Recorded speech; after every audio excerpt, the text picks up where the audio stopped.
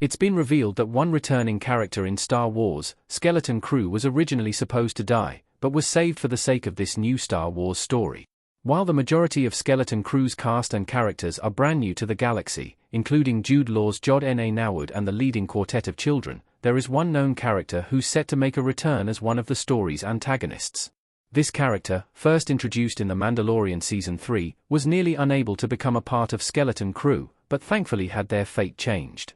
In speaking with Den of Geek, Skeleton Crew co-creator Christopher Ford revealed that Marty Matchless Nikto pirate, Vane, was supposed to die in Mando. According to Ford, however, they loved him, and they let him live, and then we took him.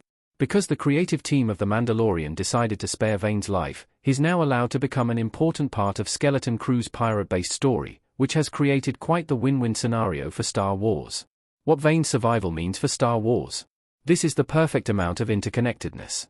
Having Vane survive and be a part of Skeleton Crew enriches the greater Star Wars narrative by adding an appropriate amount of interconnectivity between TV shows, similar to how the Star Wars animated TV shows have operated over the years.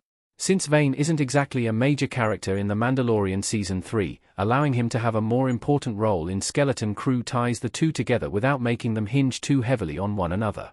It will also, in retrospect, make Vane's story in The Mandalorian even better, which proves that this is a step in the right direction. The Mandalorian has a habit of saving its characters from death. Vane certainly isn't the first.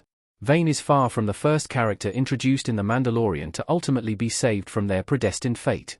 The first characters to be rescued were Carl Weathers' Grief Karga and Ming-Na Wen's Fennec Shand, both of whom ended up becoming quite major characters in The Mandalorian and even the Book of Boba Fett, in the latter's case.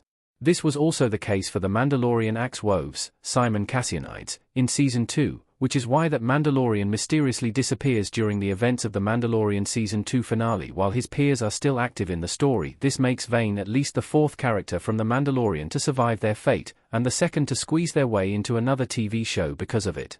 Of course, in this situation, it makes total sense, because it enriches the pirate storyline of Skeleton Crew by bringing a new yet familiar face into the fold.